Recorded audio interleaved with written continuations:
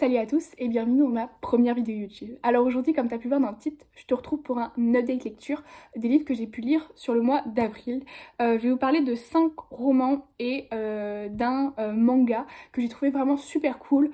Donc, let's go. Alors le premier livre que j'ai lu ce mois-ci, c'est Et ils meurent tous les deux à la fin par Adam Silvera, publié à la collection R, Robert Laffont.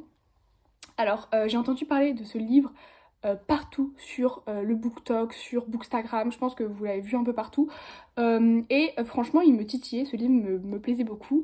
Donc je vais vous faire un mini résumé. C'est l'histoire de deux garçons qui s'appellent Matteo et Rufus qui reçoivent tous les deux le funeste appel, c'est-à-dire qu'il y a 24 heures avant leur mort, ils reçoivent un appel de Deathcast qui vont leur dire qu'il leur reste 24 heures à vivre et qu'il faut qu'ils vivent leur vie pleinement. Et ces deux protagonistes vont se rencontrer grâce à une application qui s'appelle Le Dernier Ami pour vivre leur dernière journée ensemble. Et du coup, on va suivre leur dernière journée, en fait, tout simplement. J'ai trouvé que c'était super intéressant, moi j'aime bien ce type de roman. Donc au début j'ai eu un peu de mal à rentrer dedans, je pense que c'était pas le moment tout simplement, donc j'avais commencé les deux premiers chapitres et je l'avais laissé de côté, j'avais pris un autre roman. Et... Et quand je m'y suis replongée, franchement, j'ai adoré suivre l'histoire de Matteo et Rufus. Alors, ils se rencontrent pas tout de suite, donc c'est un petit peu long, la mise en place, etc., j'ai trouvé. Mais une fois qu'ils sont tous les deux, on suit le point de vue de Matteo. Matteo, c'est quelqu'un qui est très anxieux, qui a du mal à montrer le vrai lui. Et grâce à cette journée, il va montrer vraiment qui il est. Il va voir son papa parce qu'il a pas mal de soucis de santé, son papa. Il est dans le coma à l'hôpital, donc c'est pas du tout du spoil, hein, vous l'apprenez dès le premier chapitre. Il va voir son papa. Enfin, tous les deux, il leur arrive des trucs pas très cool en ce moment. Et ils vont vivre une dernière journée ensemble qui va être juste incroyable, plein d'aventures. Il y a un petit peu de romance. Enfin, franchement, c'est trop cool. J'ai beaucoup aimé, mais il y a toujours un mais j'ai trouvé que c'est un roman cool, agréable à lire, mais ça méritait pas tout l'engouement qu'il y a eu sur ce roman.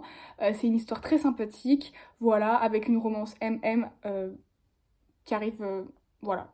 Ça parle d'amitié, d'amour qui arrive à un moment, une romance MM très cool, mais voilà, c'était pas non plus le roman où je me suis dit putain c'est mon coup de cœur, vous voyez ce que je veux dire? Ah non, on est sur internet, faut pas que je le dise putain. Je mettrai un bip. Euh, mais voilà, c'était plutôt cool, mais je vous le recommande si vous voulez passer un bon moment, si vous avez envie d'un roman young adulte, juste une petite coupure entre deux contemporains, ou si vous voulez lire du young adulte, quelque chose de léger, je vous le conseille parce que c'est vraiment léger. On pleure à certains moments, on rigole à d'autres, enfin voilà, il leur arrive des aventures très cool, mais pas non plus le roman de l'année. Ensuite, j'ai lu oh là là, le tome 2 de la saga Le Peuple de l'air qui s'appelle Le Roi Maléfique par Holly Black, publié aux éditions Rajo. La saga c'est Le Peuple de l'air, mais le tome 1 c'est Le Prince Cruel. Voilà, parce qu'au début ils l'avaient pas nommé comme ça, ils avaient pas dit que c'était la saga du Peuple de l'air, et ils l'ont dit seulement au niveau du deuxième tome. Il est sorti le 14 avril si vous voulez l'acheter. Et donc je vais pas trop vous faire le résumé de celui-ci, mais en tout cas on suit Jude, une jeune fille qui habite dans un monde féerique à Terrafae et qui a pour grand ennemi le prince Cardan, le prince cruel. Tout simplement il lui mène la vie dure parce que c'est une humaine au milieu de tous ces elfes, ces personnages magiques, ces créatures magiques. Et il lui mène la vie dure, etc. Elle vit sous la tutelle d'un homme qui a tué ses parents. Et tout se passe pas super bien pour elle, mais elle a des rêves, des ambitions qui font que c'est une héroïne badass. Il va y avoir évidemment de la romance enemies to lovers, c'est obligé. Mais ce que j'ai adoré dans ces deux romans, surtout dans celui-ci, je trouve que c'est encore plus qu'avant. Déjà, la romance est intensifiée dans le tome 2, mais on parle beaucoup d'enjeux stratégiques, d'enjeux de guerre. Franchement, ouais, il y a de la stratégie, il y a de la guerre, il y a... on parle de plein de sujets trop cool, je trouvais. Et dans le tome 2, ouais, vraiment, c'est accentué de beaucoup plus l'enjeu stratégique, parce qu'il y a plusieurs territoires, voilà, plusieurs îles. Il y a le peuple de la Terre, donc qui habite le roi de Dolm, je crois que ça se prononce comme ça. Voilà, qui est en collaboration, Amandine. en alliance, mais ça va pas l'année en collaboration, je crois que c'était un partenariat le truc, qui est en alliance avec le peuple de la mer, sauf que bon, il peut y avoir quelques soucis. Donc voilà, franchement j'ai trouvé que c'était trop cool. Le tome 2 c'est un gros coup de cœur, je trouve qu'il est limite encore mieux que le tome 1 alors que j'avais vraiment kiffé le tome 1. Et pour vous dire que je l'ai tellement aimé, je lis pas beaucoup en anglais, mais je me suis commandé le tome 3 en anglais, The Queen of Nothing. Voilà, parce que il n'y a aucune date de parution pour le tome 3. Je suppose que je rachèterai le tome 3 en français, tout simplement parce que moi et l'anglais, enfin je parle assez bien anglais sans me vanter, mais la fantaisie en anglais je suis pas sûre que je puisse arriver à bien le lire. J'ai un accent de merde, mais je comprends. Ensuite, voilà. J'ai lu J'ai rendez-vous avec toi de Lorraine Fouché, publié aux éditions Le Livre de Poche. Alors, Lorraine Fouché, c'est une écrivain qui a son papa qui s'appelle Christian Fouché, qui était ministre de l'Intérieur sous Pompidou et ministre de l'Éducation sous Charles de Gaulle. Et du coup, elle nous conte son histoire, en fait, elle nous raconte son histoire avec ses sentiments en même temps. C'est pas juste une biographie simple, brute. Elle mêle ses sentiments, elle mêle des petites anecdotes de sa vie qui sont vraiment super cool. Et franchement, j'ai passé un très bon moment de lecture. J'ai adoré découvrir la vie de Christian Fouché, en apprendre plus sur qui il était, sur qu'est-ce qu'il a fait de sa vie. Il a aidé des gens dans des camps de concentration après qu'ils soient libérés.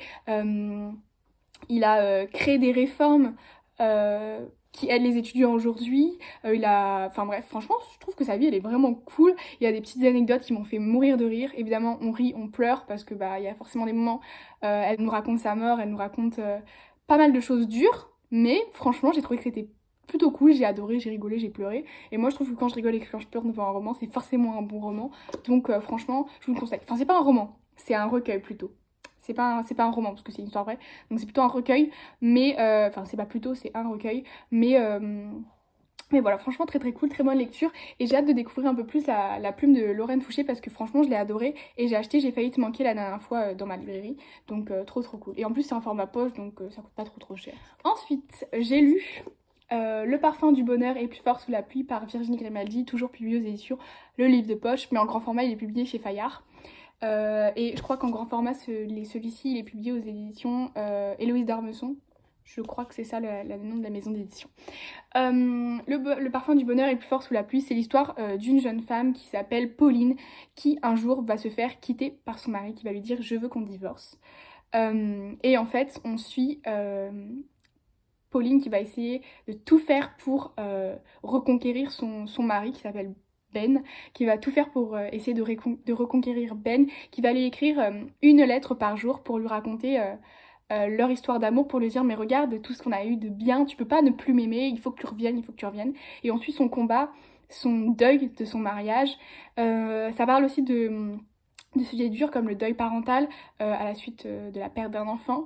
Enfin franchement on parle de pas mal de sujets importants et j'ai trouvé que c'était un roman trop cool qui parle du divorce du point de vue des parents, mais aussi un petit peu du point de vue, parce qu'elle a un enfant, du point de vue du petit garçon qui a sa vie chamboulée. Et franchement j'ai trouvé que c'était vraiment super bien. Évidemment on pleure devant ce roman, mais c'est la plume de Virginie Grimaldi, donc enfin, si vous la connaissez, vous savez qu'on va rigoler.